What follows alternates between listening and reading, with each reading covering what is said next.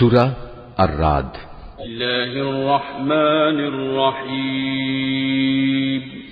রহমান রহিম আল্লাহ তাআলার নামে।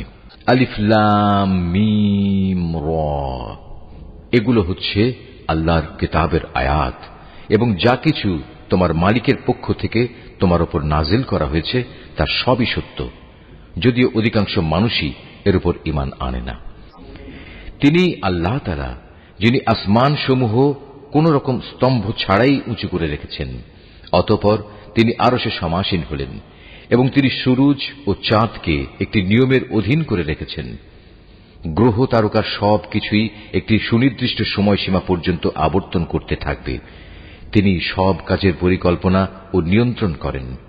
তিনি তার কুদরতের সব নিদর্শন তোমাদের কাছে খুলে খুলে বর্ণনা করেন, যাতে করে তোমরা কিয়ামতের দিন তোমাদের মালিকের সাথে দেখা করার বিষয়টি নিশ্চিতভাবে মেনে নিতে পারো। তিনি তোমাদের জন্য এই জমিন বিস্তৃত করে দিয়েছেন এবং তাতে পাহাড় ও নদী বসিয়ে দিয়েছেন। সেখানে আরো রয়েছে রং বেরঙের ফল ফুল, তাও বানিয়েছেন আবার জোড়ায় জোড়ায়। তিনি দিনকে রাতের পোশাক দ্বারা আচ্ছাদিত করেন। অবশ্যই এ সব কিছুর মাঝে তাদের জন্য প্রচুর নিদর্শন রয়েছে যারা সৃষ্টি প্রক্রিয়া সম্পর্কে চিন্তা ভাবনা করে।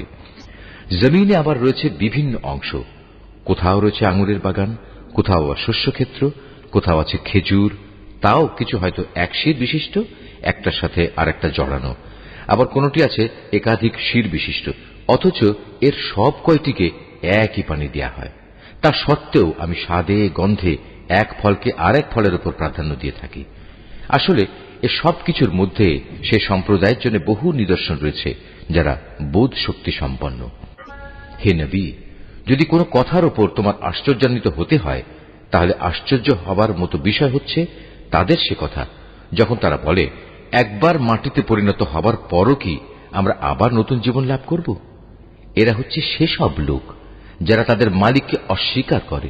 এরা হচ্ছে সেসব লোক যাদের গলদেশে কিয়ামতের দিন লৌহ শৃঙ্খল থাকবে। এরাই হচ্ছে জাহান্নামের অধিবাসী, সেখানে তারা চিরকাল অবস্থান করবে। এরা তোমার কাছে হেদায়েতের কল্যাণের আগে আযাবের অকল্যাণই ত্বরান্বিত করতে চায়, অথচ এদের আগে আযাব নাজিলের বহু দৃষ্টান্ত গত হয়ে গেছে।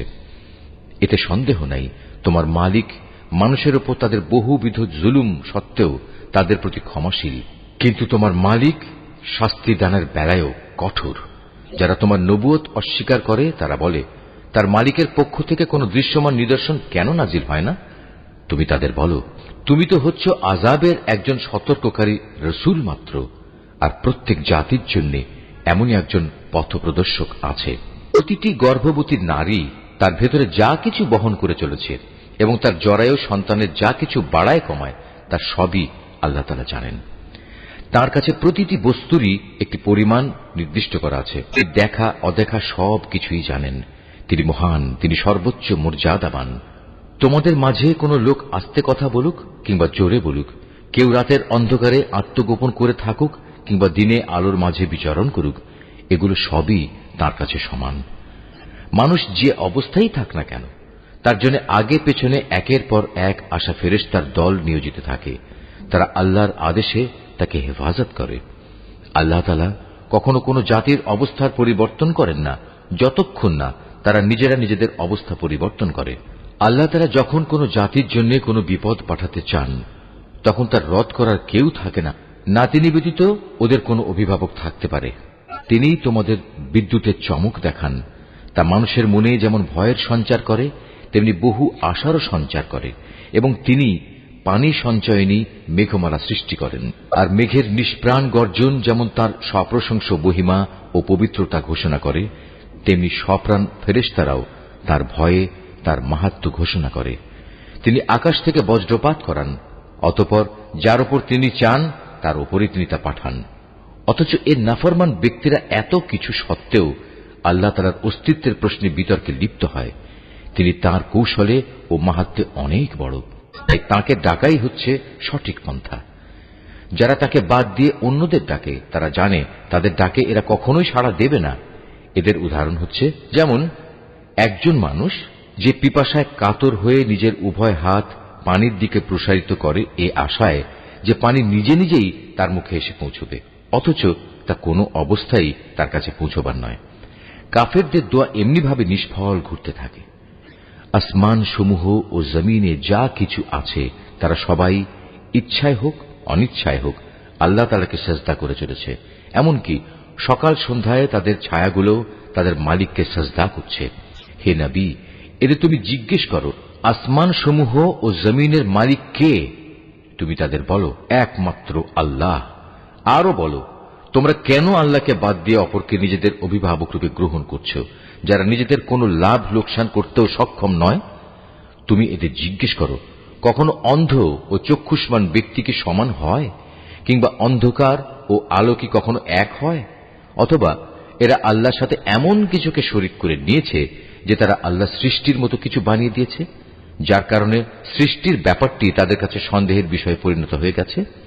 তুমি তাদের বলো, যাবতীয় সৃষ্টির স্রষ্টা একমাত্র আল্লাহ, তিনি একক ও মহাপরাক্রমশালী।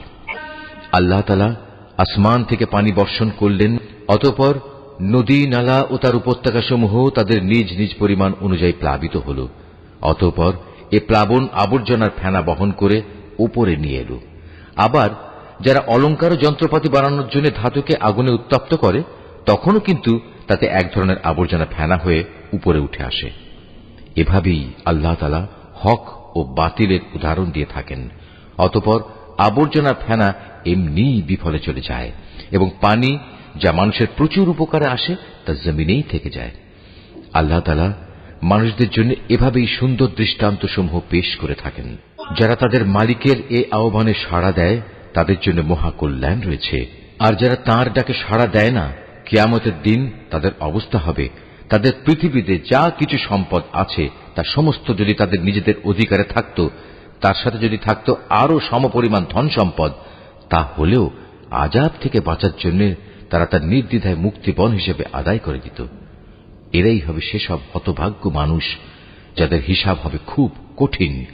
জাহান্নামই হবে ওদের নিবাস। কত নিকৃষ্ট সে নিবাস!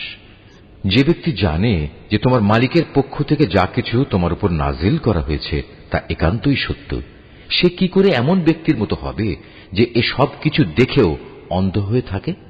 একমাত্র বোধ শক্তি সম্পন্ন ব্যক্তিরাই শুধু উপদেশ গ্রহণ করতে পারে। এরা সেসব লোক যারা আল্লাহর সাথে আনুগত্যের চুক্তি মেনে চলে এবং কখনো প্রতিশ্রুতি ভঙ্গ করে না, এবং আল্লাহ তাআলা যেসব মানবীয় সম্পর্ক অক্ষুণ্ণ রাখতে আদেশ করেছেন যারা তা অক্ষুণ্ণ রেখে চলে, যারা নিজেদের মালিককে ভয় করে, আরো যারা ভয় করে কিয়ামতের কঠোর হিসাবকে, যারা তাদের মালিকের সন্তুষ্টি লাভের জন্য বিপদ মুসিবতে ধৈর্য ধারণ করে, যথারীতি নামাজ কায়েম করে, আমি তাদের যে রিজিক দিয়েছি তা থেকে তারা আমারই পথে খরচ করে, গোপনে কিংবা প্রকাশ্যে, যারা নিজেদের ভালো কাজ দ্বারা মন্দ কাজ দূরীভূত করে, তাদের জন্যই রয়েছে আখিরাতের শুভ পরিণয়। সেটা হচ্ছে এক চিরস্থায়ী জান্নাত। সেখানে তারা নিজেরা যেমনি প্রবেশ করবে, তেমনি তাদের পিতামাতা, তাদের স্বামী স্ত্রী ও সন্তান সন্ততিদের মধ্যে যারা নেক কাজ করেছে তারাও প্রবেশ করবে জান্নাতের প্রতিটি দরজা দিয়ে। তাদের অভ্যর্থনা জানানোর জন্য ফেরেশতারাও তাদের কাছে আসবে। তারা বলবে, আজ তোমাদের উপর শান্তি বর্ষিত হোক। দুনিয়ার জীবনে তোমরা যে পরিমাণ ধৈর্য ধারণ করেছ, এটা হচ্ছে তার বিনিময়। আখিরাতের ঘরটি কত উৎকৃষ্ট! অপরদিকে যারা আল্লাহর সাথে ইবাদতের প্রতিশ্রুতিতে আবদ্ধ হওয়ার পর তা ভঙ্গ করে, যেসব সম্পর্ক আল্লাহ তাআলা অক্ষুণ্ণ রাখতে বলেছেন তা ছিন্ন করে, সর্বোপরি আল্লাহর জমিনে বিপর্যয় সৃষ্টি করে বেড়ায়, তাদের জন্য রয়েছে আল্লাহ তাআলার অভিশাপ এবং তাদের জন্যই রয়েছে আখিরাতের নিকৃষ্ট আবাস। আল্লাহ তাআলা যার জীবনোপকরণে প্রশস্ততা দিতে চান তাই করেন, আবার যাকে তিনি চান তার রিজিক সংকীর্ণ করে দেন। আর এরা এ বৈষয়িক জীবনের ধন সম্পদের ব্যাপারেই বেশি উল্লসিত হয়, অথচ আখিরাতের তুলনায় এ পার্থিব জীবন ক্ষণস্থায়ী উপভোগ ছাড়া আর কিছু নয়। হে নবী, যারা তোমার নবুয়ত অস্বীকার করে তারা বলে, তার মালিকের কাছ থেকে তার উপর কোনো অলৌকিক নিদর্শন পাঠানো হল না কেন? তুমি এদের বলো, আল্লাহ তাআলা যাকে ইচ্ছা তাকে বিভ্রান্ত করেন এবং তার কাছে পৌঁছার পথ তিনি তাকেই দেখান যে নিষ্ঠার সাথে তার অভিমুখী হয়। যারা আল্লাহর উপর ঈমান আনে এবং আল্লাহর জিকিরে তাদের অন্তঃকরণ প্রশান্ত হয়, জেনে রেখো আল্লাহর জিকিরই অন্তরসমূহকে প্রশান্ত করে। যারা ঈমান আনে এবং নেক কাজ করে তাদের জন্য রয়েছে যাবতীয় সুখবর ও শুভ পরিণাম। অতীতে যেমন আমি নবী রসুল পাঠিয়েছি, তেমনি করে আমি তোমাকেও একটি জাতির কাছে নবী করে পাঠিয়েছি। এর আগে অনেক কয়েকটি জাতি অতিবাহিত হয়ে গেছে, যাতে করে তোমরা তাদের কাছে সে কিতাব পড়ে শোনাতে পারো, যা আমি তোমার উপর ওহী করে পাঠিয়েছি। এ সত্ত্বেও তারা অনন্ত করুণাময় আল্লাহ তাআলাকে অস্বীকার করে।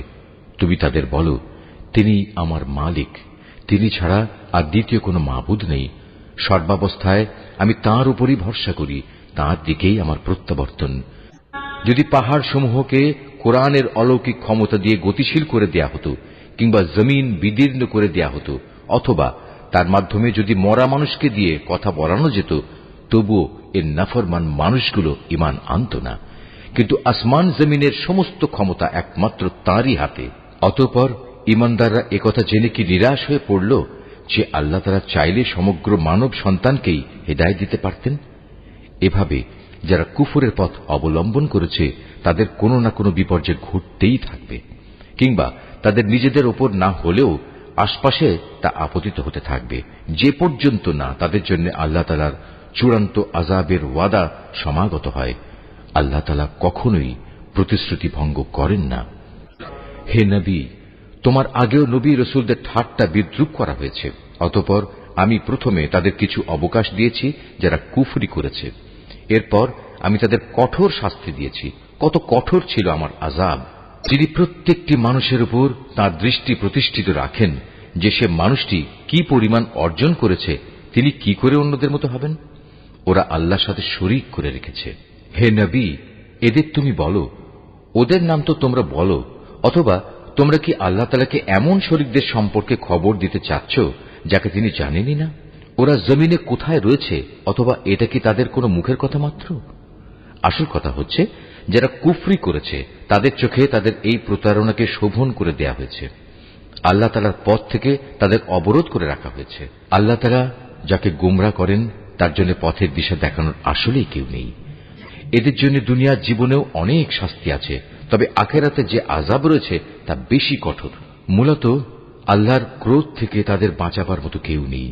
পরেজগার লোকদের সাথে যে জান্নাতের ওয়াদা করা হয়েছে তার উদাহরণ হচ্ছে যেমন একটি বাগান, তার নিচ দিয়ে ঝর্ণাধারা প্রবাহিত হচ্ছে, তার ফল ফলারি হচ্ছে চিরস্থায়ী, এবং সে বাগানের গাছসমূহের ছায়া রয়েছে। এ সবই হচ্ছে তাদের পরিণাম যারা দুনিয়ায় তাকওয়ার জীবন অতিবাহিত করেছে। কাফেরদের পরিণাম হচ্ছে জাহান্নামের আগুন।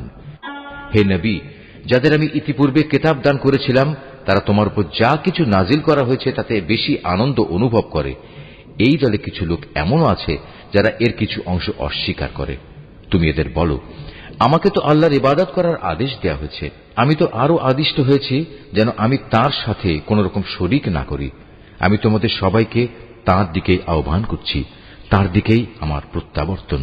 হে নবী, আমি এভাবেই এ বিধান তোমার উপর আরবি ভাষায় নাজিল করেছি যেন তুমি সহজেই বুঝতে পারো।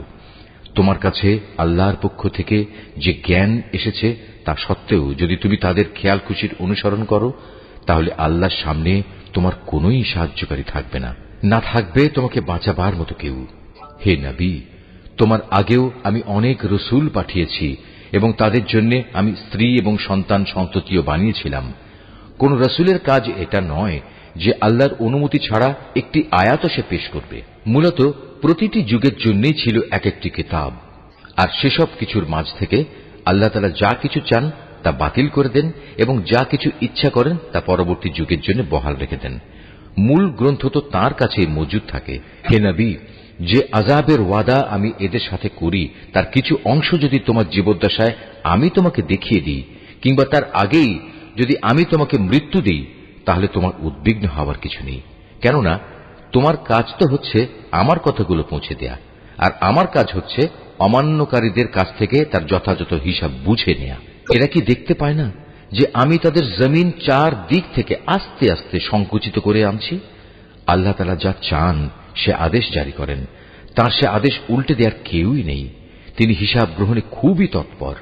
যারা এদের আগে অতিবাহিত হয়ে গেছে তারা বড় বড় ধোঁকা প্রতারণার আশ্রয় নিয়েছিল, কিন্তু যাবতীয় কলা কৌশল তো আল্লাহ তাআলার জন্যই, কেননা তিনিই জানেন প্রতিটি ব্যক্তি কখন কি অর্জন করে। অচিরেই কাফেররা জানতে পারবে আখিরাতে সুখ নিবাস কাদের জন্য তৈরি করে রাখা হয়েছে। নবী, যারা আল্লাহ তাআলাকে অস্বীকার করে তারা বলে, তুমি নবী নও, তুমি ওদের বলে দাও, আমার এবং তোমাদের মাঝে আমার নবুয়তের সাক্ষ্যের ব্যাপারে আল্লাহর সাক্ষ্যই যথেষ্ট। উপরন্তু যার কাছে পূর্ববর্তী কিতাবের জ্ঞান আছে সেও এ ব্যাপারে সচেতন।